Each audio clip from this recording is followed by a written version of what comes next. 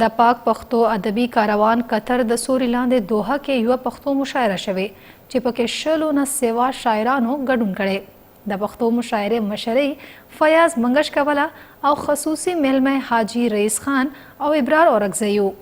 تفصیلاتو تر مخه دوحه کې یوه مشاعره شوې چې پکې د 100 نه سوا پښتنو شاعرانو ګډون کړی دی. د پښتو مشاعرې مشري فیاض منګش کوله او مشر میلمه حاجي رئیس خان او ابرار اورکزیو. د کاروان صدر ګلاب خان وویل چې پردی وطن کې د پښتو ژبې او پښتو کلچر ترقۍ لپاره پاک پښتو ادبي کاروان تنظیم 13 کالو نه د خپل مهنت مزدورۍ په پیسو شپه ورځ کار کوي.